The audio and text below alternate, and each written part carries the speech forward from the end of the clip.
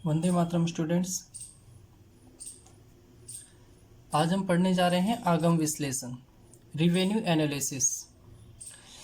देखिए, अर्थशास्त्र में आगम और लागत ये दो महत्वपूर्ण फैक्टर्स होते हैं जिनके बेस पे हमने लाभ जो है उसको डिफाइन करना होता है, उत्पादन की मात्रा को डिफाइन करना होता है। तो उत्पादनकर्ता कितना उत्पादन करेगा, इसमें दोनों फैक्टर्स यूज होते हैं। यानी कि वो आगम के बिंदु को भी ध्यान में रखेगा, तो साथ ही साथ वो जो लागत आ रही है वस्तु के ऊपर उसे भी ध्यान में रखता है। क्योंकि किसी भी उत्पादनकर्ता का जो मुख्य उद्देश्य होता है वो होता है सिर्फ और सिर्फ लाभ प्राप्त करना, या यूं कहूँ कि अपने लाभ को अधिकतम करना। और वे अपने लाभ को अधिकतम करने के लिए आगम और लागत के बीच में जितना अंतर प्राप्त करता है उतना उसका लाभ बढ़ता जाता है। इसलिए एक उत्पादन के दृष्टिकोण से देखें तो एक उत्पादनकर्ता के लिए बहुत जरूरी होता है कि ये दोनों तरह के विश्लेषण जो है उसका उसे अच्छे से ज्ञान होना चाहिए, क्योंकि इन दोनों के आधार पर ही व्यवसाय का जो मूल उद्देश्य है लाभ प्राप्त करना वो निर्भर करता है। तो आज हम आगम विश्लेषण के ऊपर बात करेंगे। तो सबसे पहले हम देखते हैं आगम होता क्या है। वस्तुओं एवं सेवाओं के विक्रय से प्राप्त राशि आगम कहलाती है। मतलब क्या हुआ कि जो भी वस्तु और सेवाओं का हम उत्पादन करते हैं उस उत्पादन को जो मार्केट में बेचा जाता है, तो बेचने से जो भी हमें राशि प्राप्त होती है वो राशि क्या कहलाती है, आगम कहलाती है। मुख्य रूप से आगम को हम 3 भागों में विभाजित करते हैं। यानी कि आगम जो है वो कितने प्रकार का होता है, 3 प्रकार का होता है, जिसमें कुल आगम, टोटल रेवेन्यू जिसे हमने टीआर के द्वारा शो किया है, औसत आगम, एवरेज रेवेन्यू यानी कि एआर, सबसे महत्वपूर्ण होता है दोस्तों इसमें सीमांत आगम, मार्जिनल रेवेन्यू यानी कि एमआर। तो आज हम इन तीनों के बारे में ही बात करेंगे, समझेंगे उदाहरण के द्वारा कि आखिरकार इनको किस तरह से डिफाइन किया जा सकता है, किस तरह से इनकी गणना की जा सकती है। तो सबसे पहले हम लेते हैं कुल आगम यानी कि टोटल रेवेन्यू। वस्तुओं और सेवाओं की समस्त इकाइयों का विक्रय कर प्राप्त राशि कुल आगम कहलाती है। जैसे कि नाम से ही इसके शो होता है कुल, यानी कि ये टोटल के बारे में बात करेगा, समस्त के बारे में बात करेगा, संपूर्ण के बारे में बात करेगा। तो वस्तुओं और सेवाओं की जितनी भी इकाइयां हम विक्रय करते हैं, यानी कि जितनी इकाइयां हमने बेची हैं, उन सारी इकाइयों से जो भी हमें कुछ राशि प्राप्त हुई है वो सारी की सारी राशि ही क्या कहलाती है, कुल आगम कहलाती है। वस्तु की कीमत तथा मात्रा को परस्पर गुणा कर दिया जाए तो हमें क्या होगा, कुल आगम की प्राप्ति होगी। तो सिंपल सा इसका फॉर्मूला हमारे पास बन जाता है। हमें करना क्या है, कीमत और मात्रा को गुणा करना है। तो टीआर को फाइंड करने के लिए हमारे पास फॉर्मूला क्या जनरेट होता है कि टीआर बराबर प्राइस इंटू क्वांटिटी, जिसे हमने पी इंटू क्यू के शॉर्ट फॉर्म के रूप में भी दर्शा सकते हैं। तो टीआर को प्राप्त करने के लिए हमने कीमत को और मात्रा को परस्पर क्या करना है, गुणा कर देना है। अब दूसरा महत्वपूर्ण इसमें आगम का जो बिंदु आता है वो हमारे पास है औसत आगम, एवरेज रेवेन्यू यानी कि एआर। तो जिस तरह से हम औसत निकालते हैं, छोटी क्लासेस में भी हमने औसत को पढ़ा हुआ है, तो वही प्रक्रिया हमने यहाँ करनी है। तो हमने पढ़ा हुआ है कि औसत निकालने के लिए कुल में क्या करना होता है, इकाइयों का भाग देना होता है। तो वही तरीका हमने यहाँ यूज करना है। तो कुल आगम को विक्रय की गई वस्तु या सेवा की इकाइयों से विभाजित करने पर प्राप्त राशि औसत आगम कहलाती है। तो हमने क्या किया, ऊपर जो हमने कुल आगम प्राप्त किया है उस कुल आगम को जितनी मात्रा हमने बेची है, चाहे वो वस्तु हो चाहे वो सेवा हो, उन इकाइयों से हमने क्या करना है, विभाजित कर देना है। तो विभाजित करने पर जो भी राशि हमें प्राप्त होगी वह राशि हमारे लिए क्या होगी, औसत आगम होगी। तो इसे फाइंड करने के लिए हमारे पास फॉर्मूला जो बनता है वो क्या बन जाता है, औसत आगम यानी कि एवरेज रिवेन्यू एआर बराबर टीआर भाग क्यू। यानी कि हमने कुल आगम को विभाजित करना है किससे, वस्तु या सेवा की बेची गई इकाइयों की संख्या से। तो इस तरह से हमें औसत आगम यानी कि एआर की प्राप्ति हो जाती है। अब इसमें एक महत्वपूर्ण चीज आती है जो अर्थशास्त्र के दृष्टिकोण से बहुत जरूरी है कि हमें उसका ज्ञान होना चाहिए। दोस्तों, औसत आगम जो होता है वो हमेशा ही कीमत के बराबर रहता है, चाहे किसी भी तरह का बाजार हो। अर्थशास्त्र में हम बाजार के मुख्य रूप से यदि पार्ट्स करना चाहे तो क्या कर सकते हैं, हमारे पास पूर्ण प्रतियोगिता होती है, अपूर्ण प्रतियोगिता होती है, एकाधिकार होता है, अल्पाधिकार होता है। तो बाजार चाहे कोई सा भी हो, ये औसत आगम हमेशा कीमत के बराबर ही होगा, चाहे बाजार कोई सा भी क्यों ना हो। अब ये किस तरह से हो सकता है, यानी कि AR जो है वो प्राइस के इक्वल होता है, इसे हम यदि सिद्ध करना चाहें तो कैसे कर सकते हैं। तो दोस्तों यहाँ मैं औसत आगम का ही फॉर्मूला यूज कर लेता हूँ। तो हमारे पास औसत आगम ज्ञात करने का फॉर्मूला क्या है कि AR बराबर TR डिवाइड बाई क्वांटिटी, यानी कुल आगम को हमने मात्रा से विभाजित करना है। अब हम इसको थोड़ा सा सरल करते हैं, तो इसको मैंने कुछ यूं लिख लिया कि AR बराबर TR की जगह मैंने क्या किया, TR का फॉर्मूला यूज कर लिया। तो TR का फॉर्मूला हमारे पास क्या होता है, प्राइस इनटू क्वांटिटी डिवाइड, यहाँ मेरे पास पहले से क्वांटिटी है यानी Q है। अब सिंपल फॉर्मेट में हमने क्या किया, Q को Q से कैंसिल कर दिया। तो यहाँ AR जो है वो मेरे पास किसके बराबर बच गया, P के बराबर बच गया।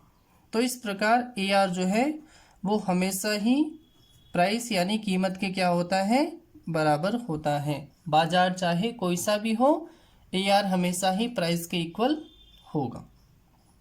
आ गया होगा समझ में आपके। अब यहाँ देखिए, औसत आगम के बाद अगला जो हमारे पास बिंदु रहेगा वो है सीमांत आगम। तो अगली अवधारणा हमारे पास आती है सीमांत आगम यानी कि MR। तो सीमांत क्या होता है, देखिए अर्थशास्त्र के दृष्टिकोण से देखें तो सीमांत शब्द जो है वो एक महत्वपूर्ण अवधारणा मानी गई है, क्योंकि सीमांत से ही कुल की उत्पत्ति होती है और उसके बाद एवरेज यानी कि औसत की उत्पत्ति होती है।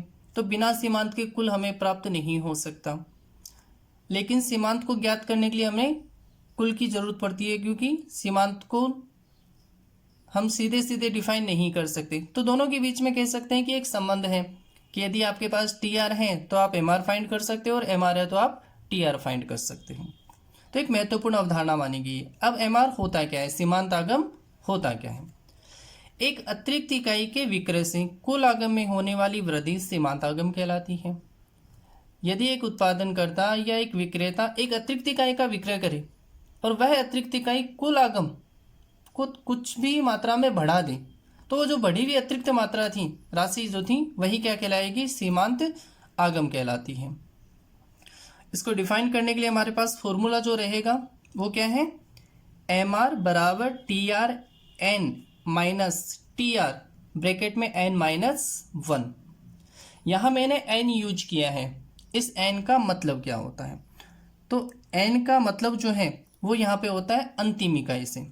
तो मुझे जिस भी इकाई का सीमांत आगम ज्ञात करना है उसको मैं एक तरह से अंतिम इकाई मान के चल लेता हूँ, और उस अंतिम इकाई का सीमांत आगम यदि मुझे ज्ञात करना है तो मुझे करना क्या पड़ेगा कि अंतिम इकाई का कुल आगम ले लूँगा, माइनस करूँगा उसमें से अंतिम इकाई से पहले वाली इकाई के कुल आगम को, जो इसलिए मैंने यहाँ पे क्या लिखा, N माइनस 1, यानी अंतिम इकाई से पहले वाली इकाई का TR।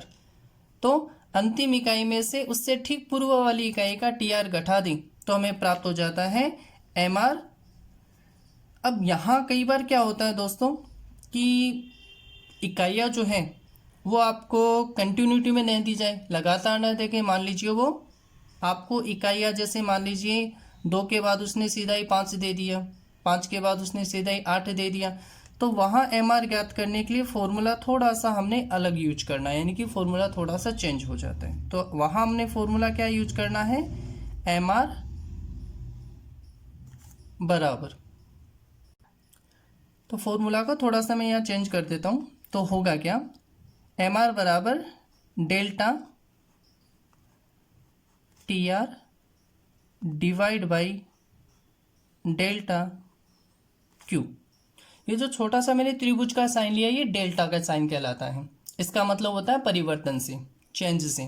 तो फॉर्मूला क्या बना, MR बराबर डेल्टा TR यानी कि कुल आगम में परिवर्तन बटा डेल्टा Q यानी कि मात्रा में परिवर्तन। तो इस प्रकार से भी MR को फाइंड किया जा सकता है। यहाँ N का मतलब हमने किससे लेना है, अंतिम इकाई से लेना होता है। अब इसको एक उदाहरण के माध्यम से समझते हैं कि ये जो आगम है इनमें परस्पर क्या संबंध होता है। तो यहाँ एक उदाहरण लिया है मैंने। अब उदाहरण को समझाने के दृष्टिकोण से मैंने यहाँ पूर्ण प्रतियोगिता के बाजार की स्थिति को लिया है ताकि समझना हमारे लिए थोड़ा सा आसान हो जाए। पूर्ण प्रतियोगिता में क्या होता है, कीमतें समान होती हैं। तो यहाँ मैंने कीमत को 10 रुपये लेते हुए इस उदाहरण को यानी इन्हें समझाने की आपको कोशिश की है। तो यहाँ मैंने मात्रा ले ली 0 से लेके 5 तक।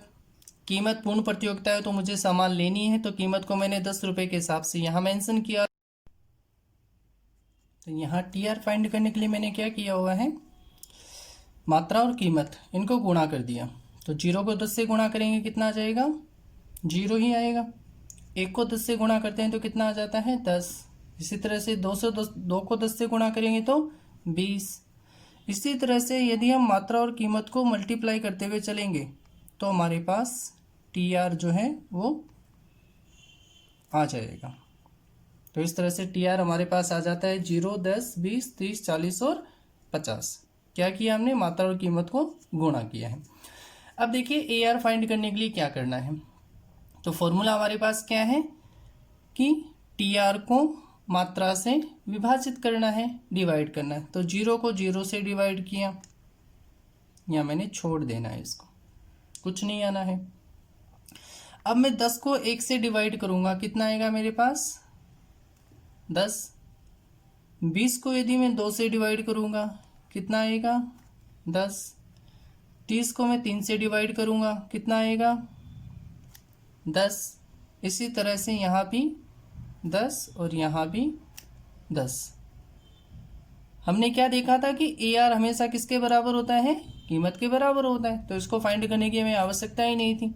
जितनी कीमत है उतना ही क्या लिख दो, ए आर लिख दो। बस ध्यान ये रखो कि यहाँ 0 वाली जो आपके पास बिंदु है उसे कहीं ना कहीं हमें छोड़ना पड़ेगा, ठीक है ना। अब यहाँ एम आर फाइंड करना है। तो एम आर फाइंड करने के लिए हमारे पास फॉर्मूला क्या है। तो एम आर का फॉर्मूला हमारे पास क्या था, M R is equal to T R N minus T R N minus 1। मात्रा यहाँ लगातार है, कंटिन्यूटी में है। तो मैंने कहा था कि मात्रा लगातार दी हुई हो सकती है या नहीं भी। लगातार है तो ही हमें ये फॉर्मूला यूज करना है कि एम आर बराबर T R N minus T R N minus 1। अब जैसे मान लीजिए पहली इकाई यानी कि 0 इकाई है, इसके लिए कोई एम आर नहीं होगा, इसे आप लोगों ने डैश दिखा देना है, ब्लैंक छोड़ देना है। अब मैं इस इकाई को लेता हूँ यहाँ पे। तो यहाँ मेरे पास पहली इकाई का मुझे देखना है कि एम आर कितना होगा। तो इस इकाई का जब मैं एम आर देख रहा हूँ तो ये इकाई मेरे लिए कौन सी इकाई होगी, सीमांत इकाई यानी कि अंतिम इकाई। अब इस इकाई का एम आर मुझे फाइंड करना है तो मुझे टी आर तक जाना पड़ेगा। मैंने क्या करना है कि इस इकाई का टी आर जो है कितना मेरे पास, पहली इकाई का 10, इसमें से पिछली इकाई के टी आर को घटा देना है, यानी कि किसको घटाऊंगा, 0 को। तो 10 में से मैंने कितना माइनस करना है, 0 माइनस करना है। क्या आ जाएगा मेरे पास, 10 आ जाएगा। अब दूसरी इकाई के लिए यदि मुझे एम आर फाइंड करना है तो अब ये मेरे पास अंतिम इकाई है, यानी कि एनवी इकाई कौन सी है, नंबर 2 इकाई। तो नंबर 2 इकाई का टी आर कितना, 20। इसमें से पिछली इकाई के टी आर यानी कितने को माइनस करना है, 10 को माइनस कर दो। तो 20 में से 10 गया तो यहाँ भी कितना आ गया, 10। इस तरह से हमने इनका अंतर लेते हुए चलना है। तो ये एम आर भी हमारे पास कितना आ जाएगा, प्रत्येक इकाई का 10 रुपये ही आ जाता है। तो यहाँ कीमत, ए आर और एम आर ये तीनों मेरे पास बराबर आया। ऐसा क्यों हुआ, क्योंकि मैंने यहाँ पे क्या लिया है, पूर्ण प्रतियोगिता को लिया है। तो पूर्ण प्रतियोगिता में क्या होता है, कीमत, ए आर और एम आर ये तीनों ही क्या होते हैं, बराबर होते हैं, यानी कि एक ही होते हैं। ऐसा केवल पूर्ण प्रतियोगिता में ही होता है। बाकी जो बाजार होते हैं उसमें केवल कीमत और औसत आगम यानी कि प्राइस और एवरेज रिवेन्यू ही बराबर होते हैं, एम आर अलग होता है। लेकिन पूर्ण प्रतियोगिता में ये तीनों ही क्या होंगे, बराबर होंगे। अब यदि कीमत असमान हो, या तो हमने कीमत को क्या लिया था, समान लिया था। यदि कीमत अलग अलग हो तो ए आर, एम आर और टी आर इन पे क्या इफेक्ट पड़ता है, किस तरह से इन्हें हम डिफाइन कर सकते हैं। तो यहाँ मैंने मात्रा वही 0 से स्टार्ट की है 5 तक, और कीमत मैंने ले ली यहाँ पे 10, 9, 8, 7, 6 और 5। यानी कि जैसे जैसे मात्रा बढ़ रही है वैसे वैसे मैं कीमत को क्या कर रहा हूँ, कम कर रहा हूँ। अब यहाँ मुझे टी आर फाइंड करना है। फॉर्मूला तो बेसिकली वही यूज होगा, मात्रा को किससे गुणा करना है, कीमत से गुणा करना है। तो यहाँ मैंने 0 को 10 से मल्टीप्लाई किया तो मेरे पास यहाँ कितना आ जाएगा, 0 को 10 से मल्टीप्लाई करूँगा तो 0 ही आ जाता है। 1 को यदि मैं 9 से मल्टीप्लाई करता हूँ तो कितना होगा, मेरे पास 9 आएगा। 2 को यदि 8 से मल्टीप्लाई करता हूँ तो 16, 3 को 7 से मल्टीप्लाई करता हूँ तो 21, 4 को 6 से मल्टीप्लाई करूँगा तो कितना आएगा, मेरे पास 24 आ जाएगा। और 5 को 5 से मल्टीप्लाई करूँ तो मेरे पास आ जाता है 25। तो ये टी आर की राशि मेरे पास आ जाती है। ए आर मुझे फाइंड करना है, क्या करूँगा, टी आर को किससे डिवाइड करूँगा, क्वांटिटी से नहीं, मुझे क्या करना है, मुझे कीमत उठानी है यहाँ से और ए आर की जो भी ए आर का कॉलम है मेरे पास वहाँ पे क्या करना है, पेस्ट कर देना है, लेकिन 0 इकाई को मुझे छोड़ना होगा। ठीक है, तो ये आ जाता है मेरे पास कितना, 9, 8, 7, 6 और 5, यानी कि जो कीमत थी मेरे पास उसी कीमत को मैंने यहाँ लिख दिया। एम आर फाइंड करना मुझे, सिंपल वे में मुझे करना क्या है कि जिस इकाई का एम आर फाइंड करना है उस इकाई के टी आर में से पिछली इकाई के टी आर को घटा देना है। तो 9 में से 0 को माइनस करूँगा तो कितना होगा, 9 आ जाएगा। 16 में से यदि मैं 9 को माइनस करूँ तो मेरे पास कितना आएगा, तो यहाँ मेरे पास आएगा 7। 21 में से यदि मैं 16 को माइनस कर दूँ तो मेरे पास कितना आ गया, 5। 24 में से मैं 21 को माइनस करूँ तो मेरे पास कितना आ जाएगा, 3 आ जाएगा। और 25 में से यदि मैं 24 को घटा देता हूँ मेरे पास कितना आ जाएगा, 1 आ जाएगा। यहाँ हमने क्या देखा, एम आर ए आर और कीमत से अलग है। हालांकि कीमत और ए आर तो बराबर है, यानी कि जितनी कीमत उतना ए आर, लेकिन एम आर जो है वो ए आर और कीमत से अलग है। क्यों हुआ ऐसा, क्योंकि यहाँ हमने कीमतें क्या ले ली थी, अलग ले ली थी। यदि ये कीमतें अलग नहीं होती तो यहाँ भी ये तीनों क्या होते, बराबर होते, लेकिन कीमतें अलग है तो इन तीनों में क्या होगा, सॉरी, ए आर और कीमत तो इक्वल होंगी, बस एम आर इनसे क्या होगा, अलग हो जाएगा। तो इस प्रकार ये जो तीनों तरह के आगम है हमारे पास, जब हम बाजार वाला चैप्टर करेंगे तो ये तीनों आगम वहाँ पे हमारे लिए बहुत यूज होने वाले हैं। यानी कि वहाँ हमने उत्पादन की मात्रा जो है उसे किस तरह से डिफाइन करना है, फर्म जो है वो किस स्थिति में होगी, वो हम इन्हीं के माध्यम से डिफाइन करेंगे। आशा करता हूँ जो पॉइंट थे वो आपको समझ में आए होंगे। किसी भी तरह की कोई भी प्रॉब्लम हो तो आप लोग कमेंट में ज़रूर लिखें, शेयर करें, लाइक करें, सब्सक्राइब ज़रूर करें। Thank you.